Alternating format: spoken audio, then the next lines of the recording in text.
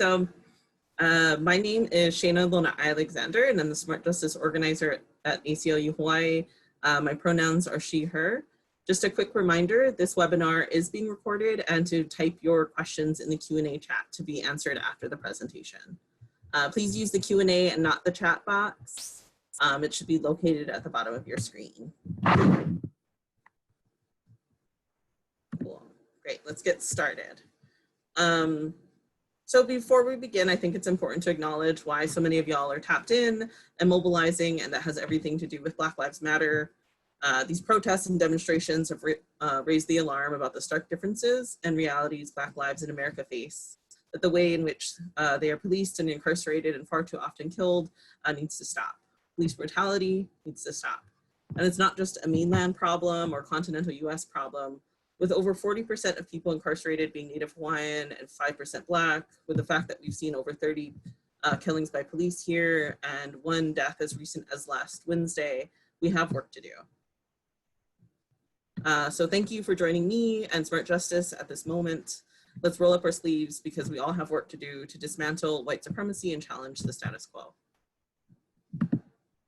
So again, my name is Shana and I'm the Smart Justice Organizer at ACLU Hawaii.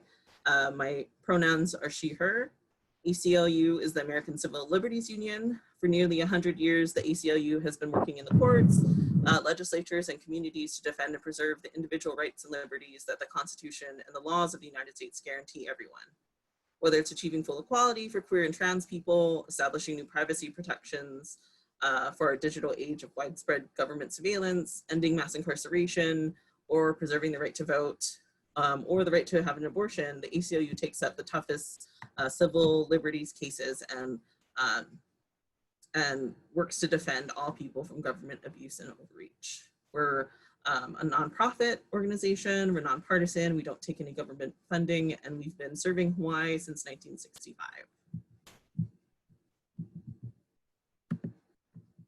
And just a quick disclaimer, at the ACLU, we're widely known for our court battles, but that's not my job at the ACLU. I'm an organizer, a community builder and listener, not an attorney. So much of the information that would probably interest you is you can find in your pocket constitution or going to aclu.org. If you personally have a legal situation or a specific legal question, again, I can't answer it. Please visit aclu.org/need-legal-help. And this presentation is a resource, not legal advice. And also please keep in mind, we are in a pandemic. It comes with the territory of participating in webinars like these. You might also feel called to participate in rallies or protests in person. So please always remember to physically distance, wear a mask, and wash your hands. Cool. The Smart Justice campaign is part of a national initiative to decarcerate the nation and Hawaii by 50% while combating the racial disparities in the criminal legal system. This means we recognize far too many people in the US, namely Black, Brown, and Indigenous people. In Hawaii, this means Kanaka Maoli and Pacifica peoples are disproportionately policed, arrested, and incarcerated. We seek to empower people who've been directly impacted and our allies with the tools and resources to change the system, not only in the courtrooms, but at our state legislature, and in our communities, which are what we're going to be learning tonight. In this presentation, I'm going to be going over a number of ways Hawaii's justice legal system needs to change and how you can make it change by learning how to lobby, learning about Hawaii's legislative process, learning how to submit testimony, who your lawmakers are, and lastly, how you can get involved further with the Smart Justice campaign. So, at ACLU, we hear you. We receive hundreds of requests for legal intake of folks who believe their constitutional rights were violated. We field phone calls, emails, messages on Facebook, Instagram, and Twitter at ACLU Hawaii. With the addition of the Smart Justice campaign, we're out to protests and demonstrations almost every week, connecting with folks about what matters. But we're not the folks who write and pass laws. That's the job of our state representatives, senators, and city council members. While we do pass on the messages we hear, or from what we hear from you all, we lobby legislators hard. Hearing from you directly is what pushes us past the finish line. So I'm going to share with you a quick video on the basics of how a bill becomes a law.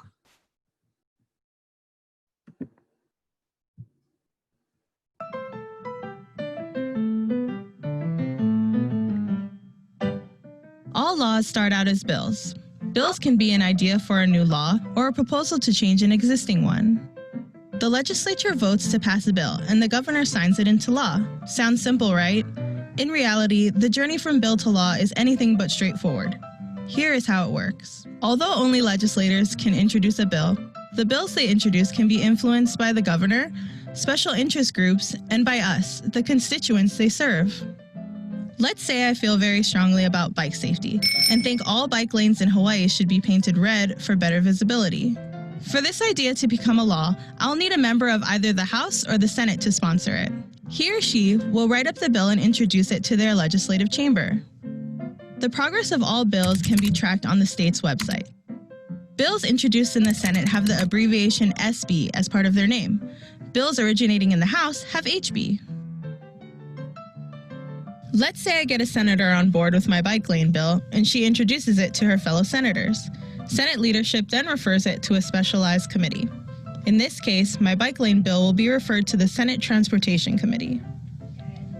The Transportation Committee chair decides if it should get a public hearing. If not, my bill dies. If it gets a hearing, the public weighs in and the committee can decide if it wants to make changes, pass it, or defer it, which keeps the bill from moving forward. A majority of the committee must agree on a version of the bill before it can move on. Once my bike bill is approved by the committee, it's then presented to the full 25-member Senate, where they can pass my bill as is, make more changes, or vote to kill it entirely. If my bike bill gets the majority vote in the Senate, it goes to the opposite chamber, the House of Representatives, for review. The process then repeats on the House side. If no changes are made, the House can approve it and send it straight to the governor for a signature. If the House decides to make changes, for example, they want bike lanes painted blue instead of red, the bill must go back to the Senate for approval. If the House and Senate don't agree, the bill goes to a conference committee made up of members from both the Senate and the House. If lawmakers still can't agree, the bill dies. If they agree on an amended final version, it goes back to each chamber for final votes. The governor can also veto a bill, but the legislature can override that veto if 2/3 of lawmakers agree. Most bills that are introduced at the beginning of session never become law. In a recent 2-year session, almost 5,000 bills were introduced, and only 437 became law. Want to learn more? Check out these links. So the reason why it's so critical that you all are here for that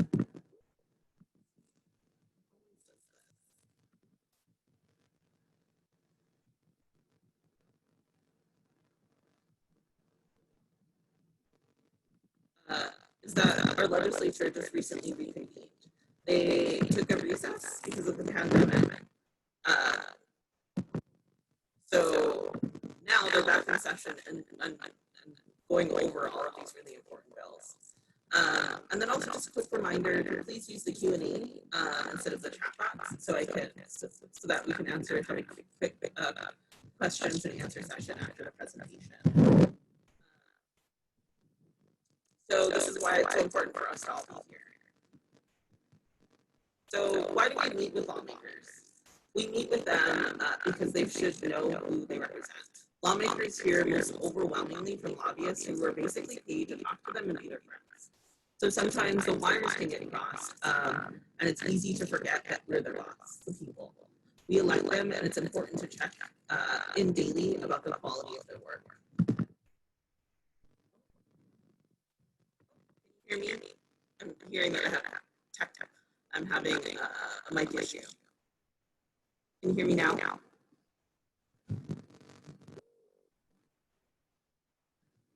Hello? Josh, can you hear me now? Still the same reverb.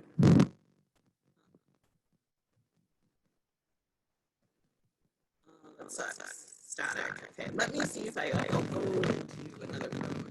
If that'll be easier. Is anyone else hearing static from me? Sorry Sorry, y'all.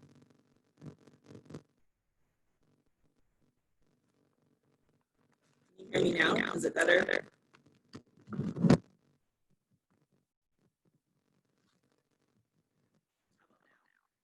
I okay? Good to go. Lots of echo.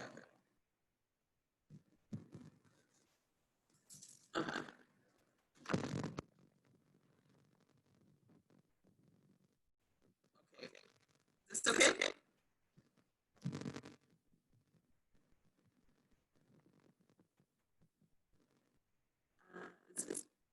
Are we good to go? If you can hear me, could you? Oh, see this. Okay, cool. I'm so sorry that the audio is distorted. I don't know what's going on. That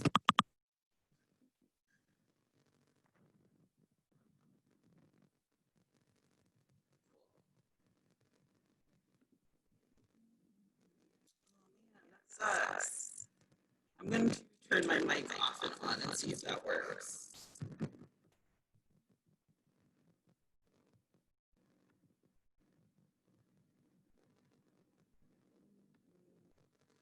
Sorry, I don't have headphones. If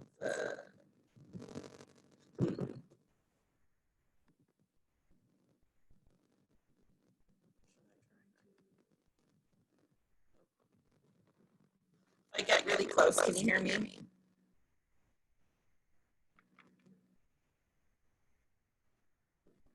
No. It's just as I sound like Optimus Prime. Okay. Yeah, it's just echoish. I'm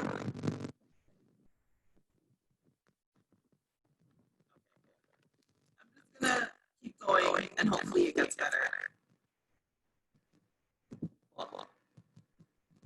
So thanks all for letting me know that was an issue. So again, we meet with lawmakers because they should know who they represent. Lawmakers hear most overwhelmingly from lobbyists who refuse to talk to them and basically be their friend. So sometimes the wires can get crossed, and it's easy to forget that we're their boss, the people. We elect them, and it's important to check in daily about the quality of their work. And one of the most effective ways of this check-in are face-to-face. But we're in a pandemic, so virtual check-ins or over the phone are really powerful. You have immense access to wise lawmakers. You can pick up the phone during the workday, talk to the lawmaker staff, and schedule to speak directly with your lawmaker. And sometimes they're the person who answers the phone. And what they need to hear aren't big stats or math, but why it makes sense to support a piece of legislation. They need to hear why it makes sense for people like you. They need to hear how a certain bill affects your quality of life and your ability to provide for your family. They need to hear about who you are, who you love, and how this bill will make a difference.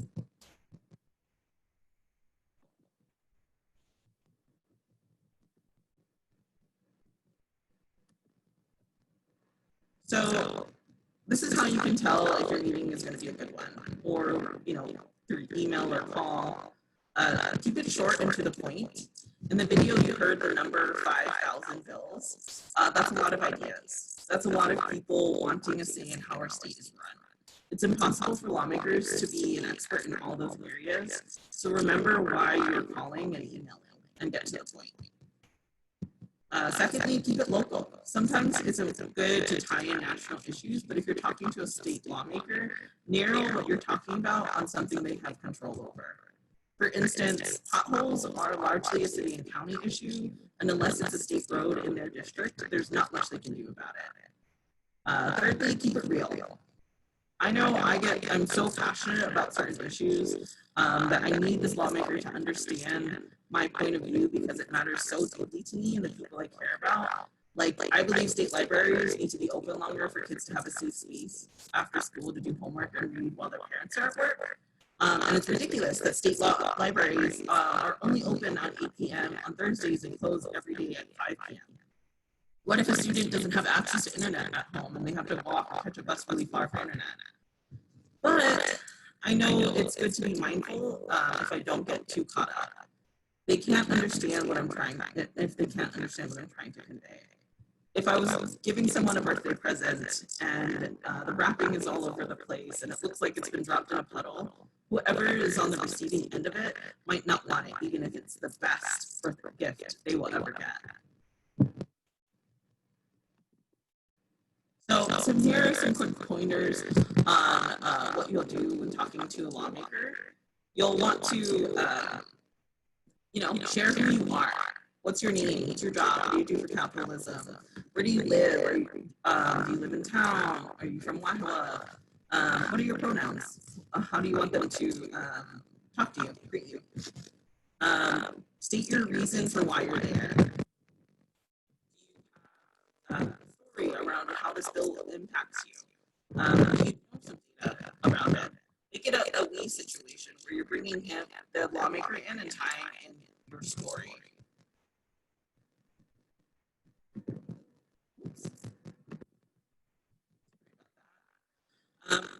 State your position. Do you support or oppose this certain issue? Support meaning you want them to vote yes, and please vote yes and do everything they can to make sure it passes. Oppose, please kill it. And comments. Maybe you want them to further research or understand how this bill will impact you. And lastly, the ask. Do you want your lawmaker to go beyond just voting yes or no?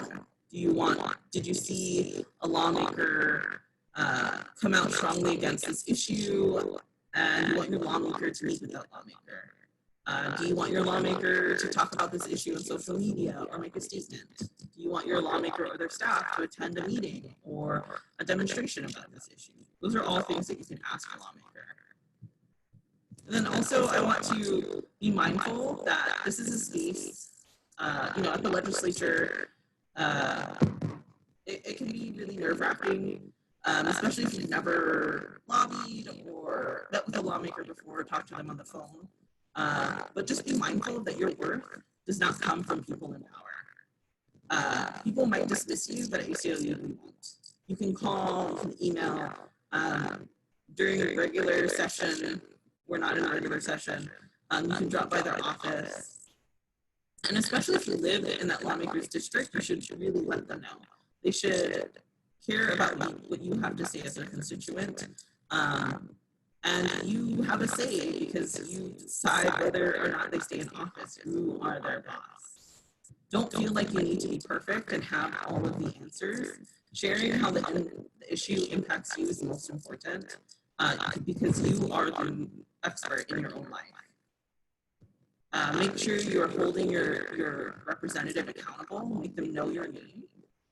And this might be tempting, but don't lie. If a legislator asks you a question, it is always okay to say that you don't know, or that you'll get back to them. Be mindful that legislators are regular people and many of them have other jobs besides being a lawmaker.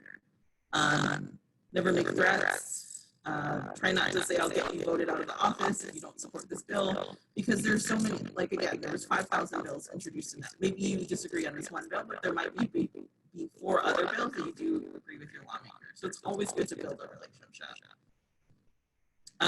Find out things about them and use what you find to make connections with them or people they know. It sounds a little creepy, but could be as simple as finding out where they went to school, which is so important here in Hawaii.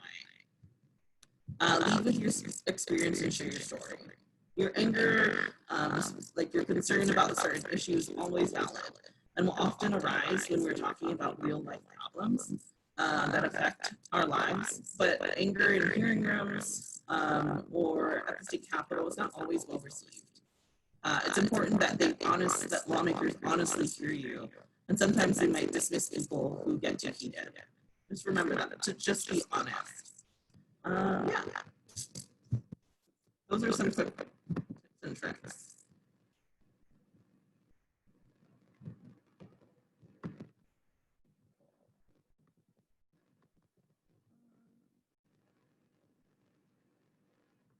Let's see. Oh man, the audio went bad again. I'm going to stop my mic and start it again.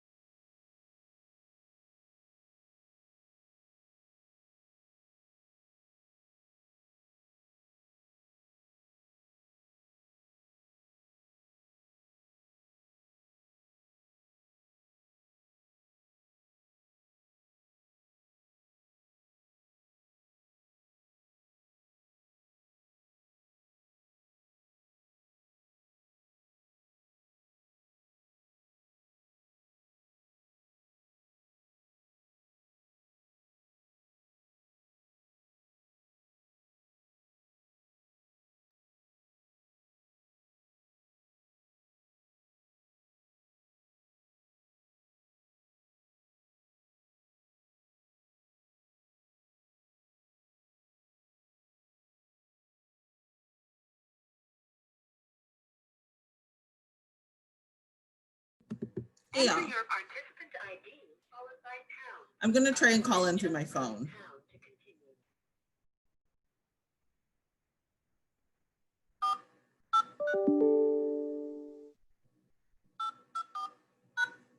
You have entered the meeting as a panelist. Attendees can now hear you speak. This meeting is being recorded. Hey all, can you hear me now? Can you give me, cool.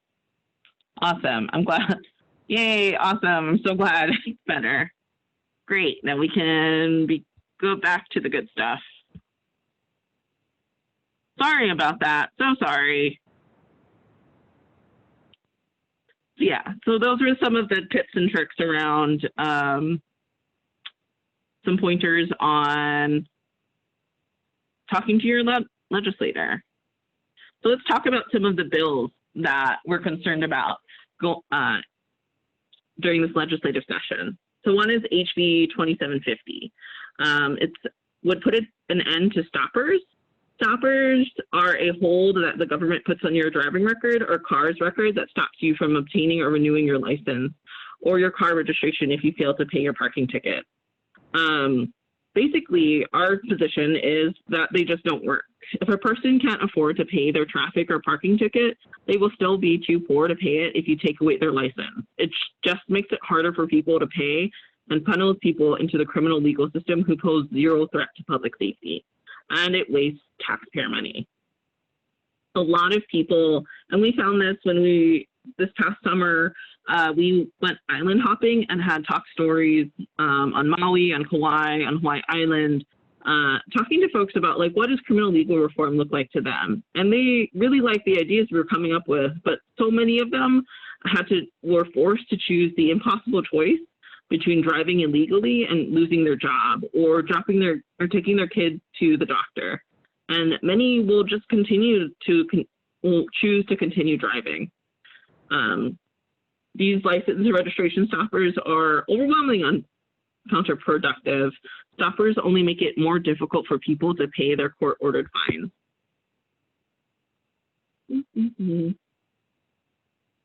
And then in the Washington Post, we found that 18% of drivers had a stopper in October 2017. Half have been sent into collections, which would just drive folks further into poverty.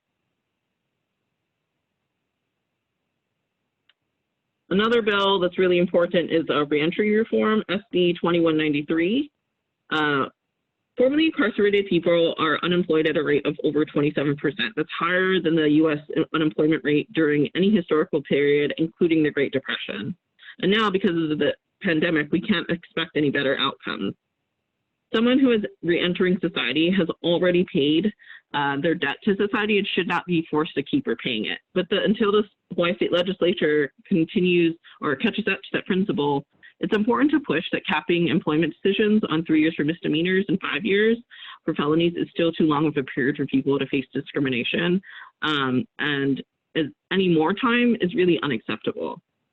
Most folks, literally 95% of people who are incarcerated in the US will return to society. Once someone has finished their sentence and earned their chance to re-enter society, we should be setting them up for success. I was talking to someone who was really concerned about this bill because the current standard is 7 years for 7 years for someone to wait to have their record not impact their employment. It felt like they had to wait 7 years to actually get a real job. And everyone, like, that should really not impact anybody's ability to provide for themselves or their families. And I think of this because I come from a military family, and people who have been convicted of a felony or violent crime can turn their lives around and be productive members of our communities, especially if they get the right kind of help. For instance, a study of the U.S. largest employer, the U.S. military, found that enlistees with felony records were more likely to be promoted to sergeant. Providing people with a chance at opportunity and hope build public safety while locking away people into permanent underclass by preventing them to re-entering society perpetuates harm and makes us all less safe. next bill, and this is a lot, we've been talking about a lot around police reform in recent weeks, HB 285. It requires the county police departments to disclose to the legislature the identity of an officer upon their suspension or discharge, and allows for public access to information about suspended officers. So if you really want to talk about transparency and accountability, HB 285 is a bill that you should really think about contacting your legislator about. And then HB 2069, relating to property forfeiture, requires seized property only to be forfeited if convicted. It requires that the state prove guilt beyond a reasonable doubt, and requires all funds acquired from forfeitures be allocated to public education. Right now, if arrested, police officers can seize your property if they believe it's connected to a crime, but there's no guidelines or restrictions on what they do with that property that's been seized. So they're literally sitting on millions and millions of dollars of property that can be used to buy anything for the department, from TVs to Nintendo Switches. We're saying that any sort of money or property that they seize should not just be that police shouldn't just be given unfettered access. That money should be allocated to funding our education and to important things. So currently in Hawaii, HBD costs us around $310 million, and they're still asking for more funding and for more positions. I know police reform has just been such a big issue, and I want to talk a bit about that. So according to the Attorney General's arrest data report to the FBI from the years 2007-2017, nearly 1 in 6 arrests involved a minor, with 40% of these arrests being for status offenses and a whopping 89 of these arrests for nonviolent offenses. 3 in 4 arrests were for nonviolent, non-property offenses, and indeed, violent offenses of adults only constituted 1 in 10 of all arrests and 13% of adult arrests. There were nearly 600,000 arrests during that 10-year period. This means someone was being arrested roughly every 9 minutes in Hawaii, with a minor being arrested every 52 minutes. Now, we have a real problem. But there is a different world, one in which people need not be arrested for many of these offenses or be otherwise racially targeted and criminalized. We can shrink outside to misuse police power and responsibilities along with their budgets and strive to ensure they don't come into regular, unnecessary contact with community members. Reducing funding to police departments, like HB 2069 would do, and reinvesting those funds back into our communities are necessary steps to prevent further harm and to restore the promise of our Constitution. So here's, on this slide, is an example of what an email or testimony could be to your lawmaker. For instance, mine would be, "Aloha, my name is Shayna, and I'm a volunteer with the Smart Justice Campaign. I'm from IAEA, and I want to talk to you about HB 2750. This bill would repeal license and car registration stoppers."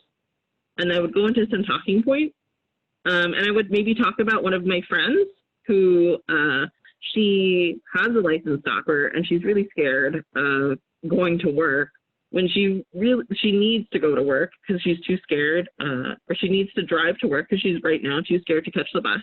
She has children, so she's scared of contracting a potentially deadly virus, but she needs to go to work in order to pay off these fines. So she's going to drive.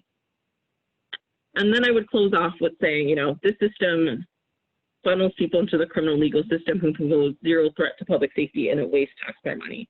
Can I count on you or the rep to support HB 2750?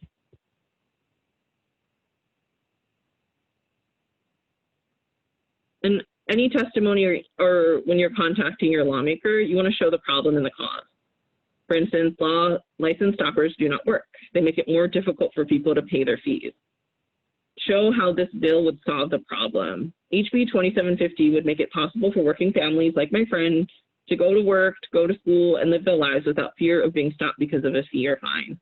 Show the we. Show how we can be the hero, how these lawmakers can be the hero by supporting this bill. together we can end stoppers and help working families get back on their feet. And this is so important right now during this pandemic. And then finally ask them to support this bill. Can I count on your support of HB 2750? So to further emphasize the importance of storytelling, I want to have folks watch this video of a woman who was arrested for a license stopper.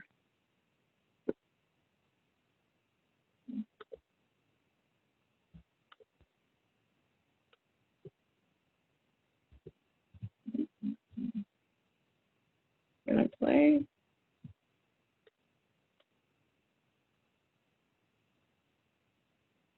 Come on.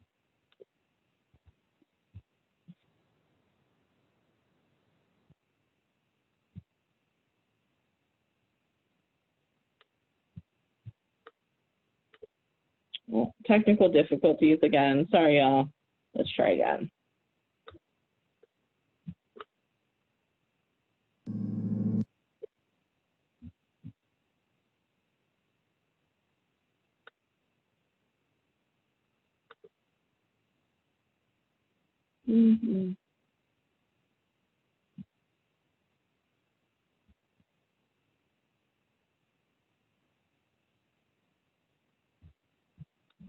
Okay, one moment.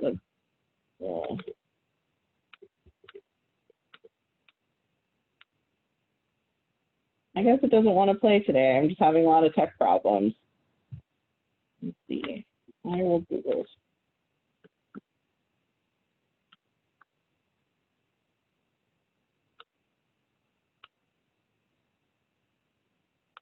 Okay. Well, that's not working. So let's just keep going. Sorry, y'all. I'll send it in the follow-up email. But basically, it's a great video highlighting this mom. She was arrested for having a stopper. She was going to the store to pick up snacks for her 2 young sons, and she ended up in jail. And she couldn't afford, of course, because she couldn't afford her stopper fees, she couldn't also afford bail. So the National Bailout Organization bailed her out and had her tell her story about the impact of basically of what drives poverty in a lot of our laws. Cool. So now that we've talked about how to effectively lobby and talk to your lawmaker, let's talk about how to submit testimony. So you would go to capital.hawaii.gov, register an account, check your email. They'll send you a confirmation email. Type in, search the bill that you're wanting to submit testimony on, and then click submit testimony. Our state legislative website is pretty user-friendly, and that it's pretty clear that, you know, there's a big button on the right-hand corner that tells you to submit testimony. So here's going through all the steps. You'd register, you go to capital.hawaii.gov, you'd hit register or sign in if you already have an account, but you'd hit register in the top right corner. When you go to the register page, you'll have to fill out this whole thing, your name. You don't have to fill in organization if you're an individual. You don't have to fill in your phone number, but you do need an email address. And then you'll have to type it in again and then create a password. And then you'll also have to read this privacy statement and agree to it. You're going to check your email. They'll send you a confirmation link to complete your subscription, and you must click on that link.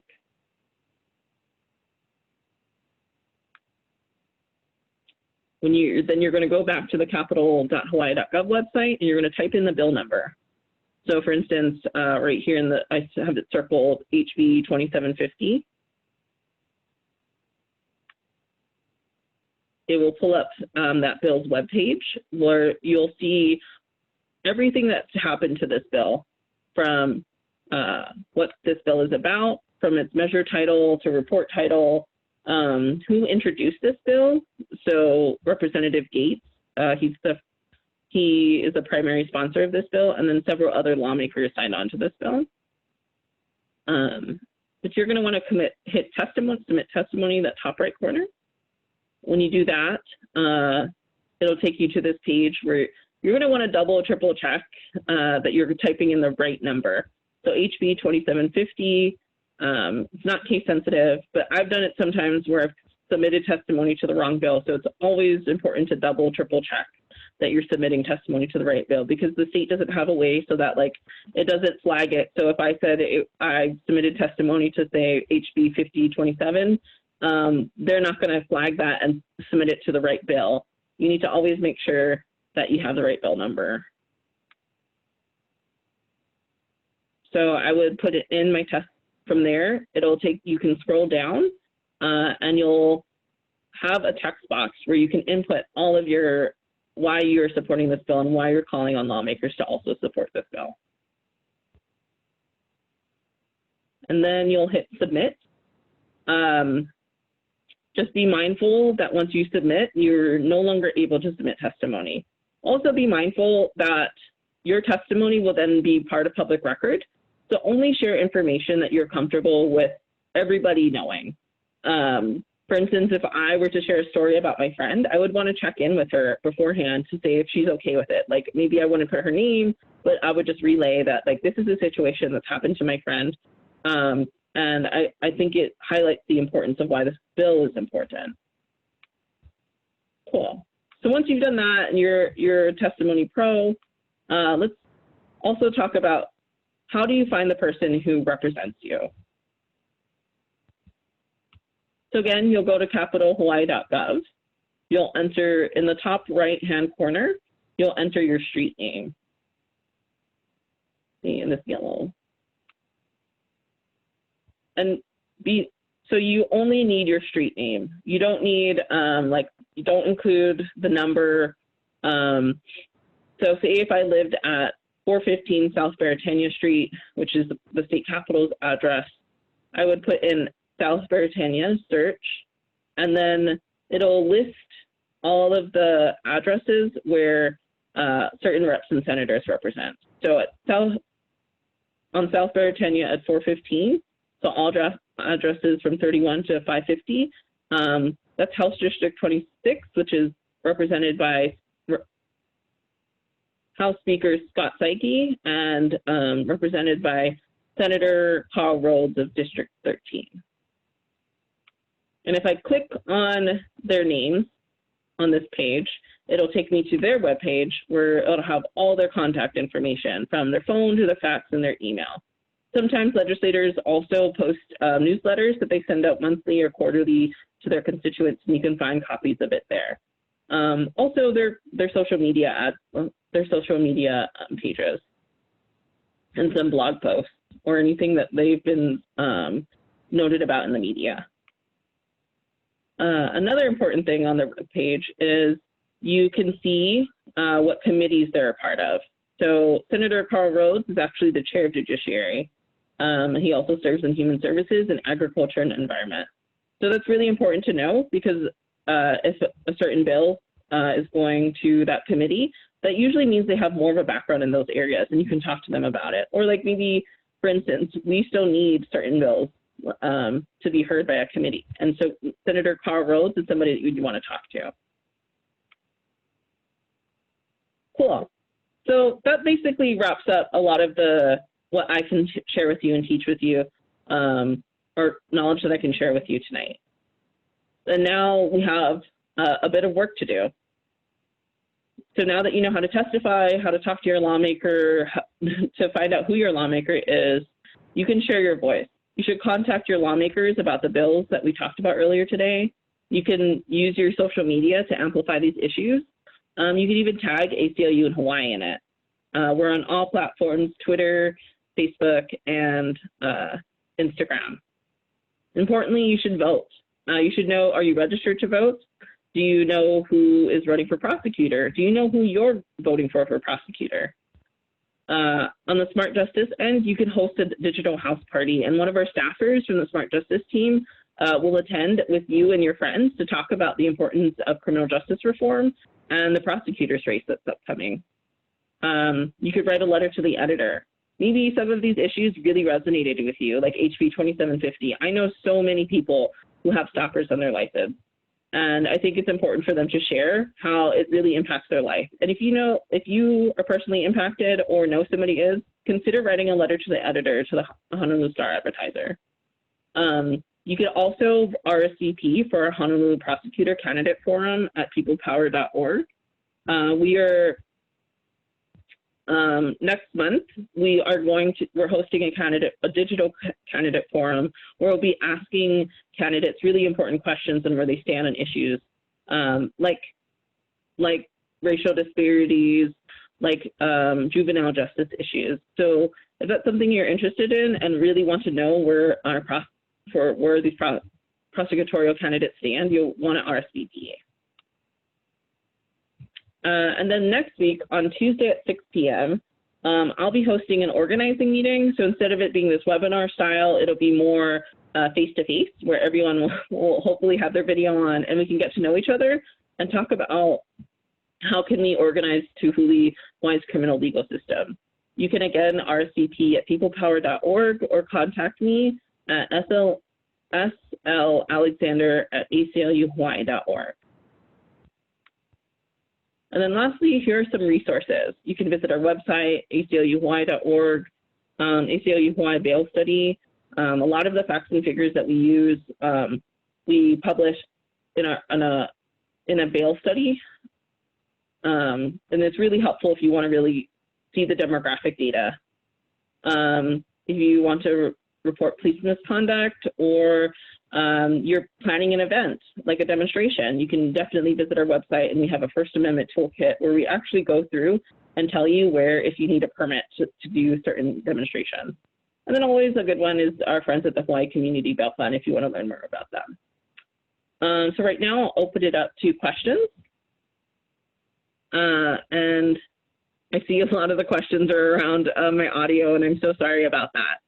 But yeah, let's open it up for questions, and I'll try to answer them live right here. But if I don't answer it, please feel free to email me at slalexander@acluhawaii.org. Okay, so I see one of the questions is, do you need to be a U.S. citizen to testify or call? No. I'm going to answer that one live. No. If you're a resident of Hawaii, your voice matters. You do not have to be a U.S. citizen. You do not have to be a voter. You are impacted by potholes and policies just like everybody else. So, and it's important for your voice to also be centered in a lot of these decision making. Like, I have a lot of undocumented friends, and I think it's important for them to also have a voice in how our state and country is run. So I hope that answers your question. Oh, cool. Can you post your contact info to join the call for next Tuesday? Sure. I will just put in my email and people power. Cool. Will we be able to have a copy of the slides to use for reference? Yes. And a follow-up email, as long as if you're on this call and you registered, I will be sending an email either later tonight or tomorrow with the slides and a recording of tonight's webinar presentation.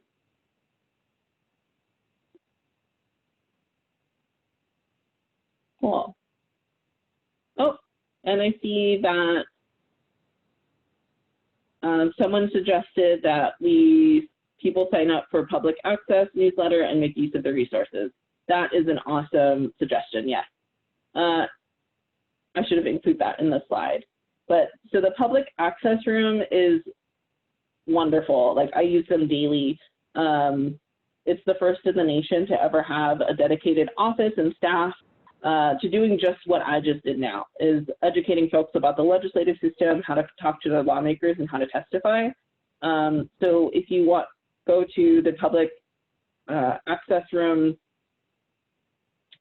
which is located on the capitol.hawaii.gov website, and you'll find tons and tons of good information and stuff around a lot of the basics around the state legislature. And I just see another helpful suggestion, and I hope that anyone who's undocumented will not provide any contact info in testimony, nor their full name, nor where they live. Yeah, that's super important to also mention. Only share information that you're comfortable with everybody knowing. Anything that goes up on a state website is public information. So it's better to either, if you're undocumented or going to relay a story about somebody who's undocumented, don't provide any identifying information like where they live or their full name. That is, to name your undocumented status is a hyper political and personal choice that you should not take from anyone. Cool. Let's see, any more questions? Let's see.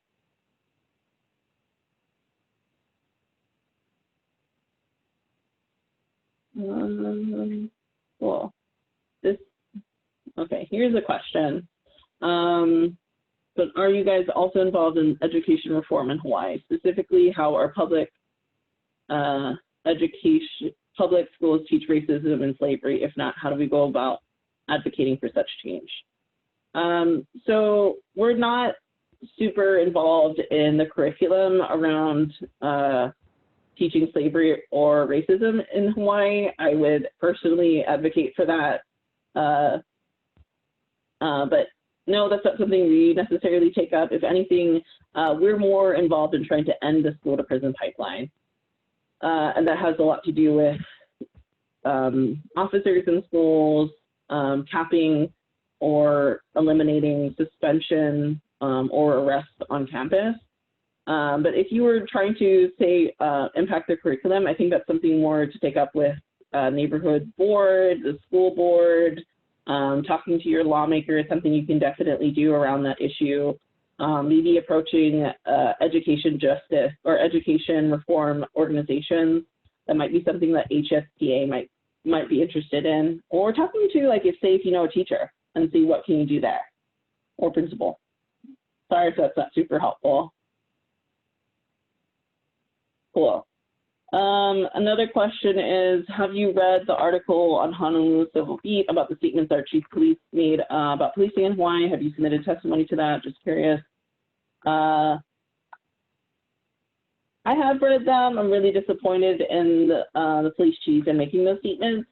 I have not submitted testimony. We have submitted testimony regarding the HPD's request for more funding and staff positions, and we came out against that.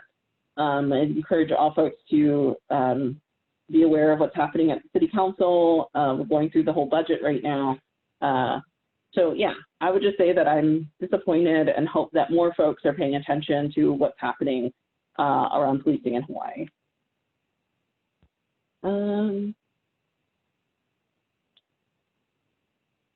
Okay, another question is, any chance of the legislature having term limits and being subject to the Sunshine Law? I am not aware of any term limit bills being introduced. Also, I will say that, like, I'm the organizer. I'm not the our policy director. There might have been. I know that there are certain concerns around limit terms for legislators, just because there's no term limit to say to be a lobbyist. I know that's something that's personally come up where, you know, you might want to stop a lawmaker from running for more than like 2 or 3 or 4 terms, but lawmakers don't have to stop, or lobbyists don't have to stop. You can be a lobbyist, you can be a legislator and then retire from a lawmaker and then become a lobbyist and lobby for another 20, 40 years. And those are the relationships that really influence laws. So to my knowledge, I haven't seen any term limit legislation. Cool, y'all are coming out with the questions. Are there any efforts to license law enforcement and police officers similar to licensure required for healthcare professionals? To my knowledge, no. And that might be something you want to talk to your lawmaker about. Where do they stand on a lot of these issues? Like, where do they stand on anti-bias training, on body cameras, and also going further than that, where do they stand on divesting from our police and investing them into the communities, like healthcare, like housing, and such issues where we won't need to be so reliant on police officers. Cool. Oh, this is a good question.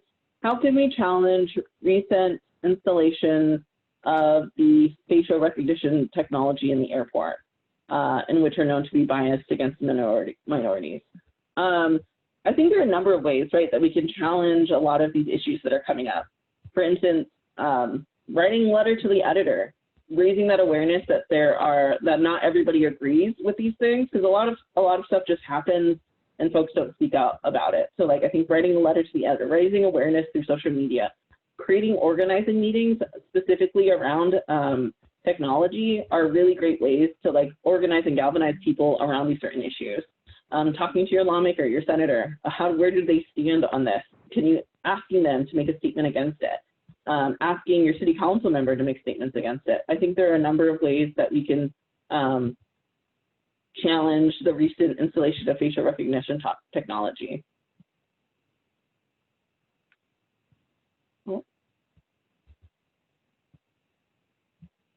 Let's see.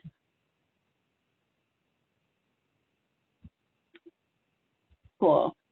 Another question is, what are laws re-filming police? Any tips for people who are filming? The really great thing is, I can send this also too, but we had a webinar regarding police encounters and protests that you can film police as long as you're not interrupting any of the proceedings that are happening. I would encourage folks to check out our webinar on police encounters. And for certain things, I'm not an attorney, so I don't want to give legal advice, but yes, you can film police, but definitely check out our webinar on police encounters, where our legal director, Mateo, talks a lot and gives a lot of helpful tips on filming police. Yeah, let's see.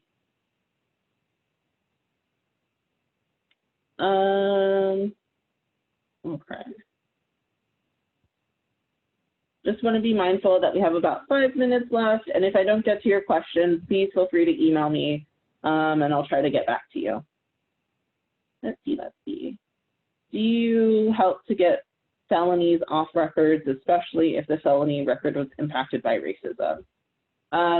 So at ACLU Hawaii, we do not take up individual cases. We look at things in more of a systemic way. So trying to tackle, for instance, like driver's license stoppers and tackling that from a policy standpoint. And the cases that we do take up are usually ones around how can we change the system. So helping folks get felonies off their records is not necessarily something I think we do. But thank you for that question, because we do get a lot of questions around what sort of cases we take up. Let's see. Another question is, what efforts are ongoing to decriminalize the issue with the houseless population in Hawaii? That's a really good one, because our houseless sweeps that currently the city and county are choosing to continue to do are unconstitutional. They're illegal. So continuing to raise that issue of awareness that sweep or bill policies that continue to criminalize people because they're poor just don't work.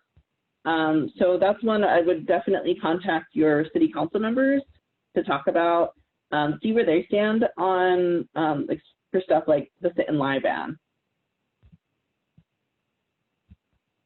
All right, thank you all. Thank you all for joining the call. I want to encourage anyone who has any further questions to please contact me at slalexander@acluhawaii.org. I think that's about all the time that we have tonight. I'm really happy with the number of folks that joined the call, and who are interested in getting further involved in the Smart Justice campaign. Because if you were here for our last webinar, it's not just me. It's a lot of, Monica Spitia, who's the campaign director, and so many volunteers across the state who are doing work just like this. So thank you all, and take care. Again, my email is slalexander@acluhawaii.org. A recording will be available after the panel, there will be a recording of this webinar that'll be available that I'll email out to all of you tonight or tomorrow. Yeah, thank you so much.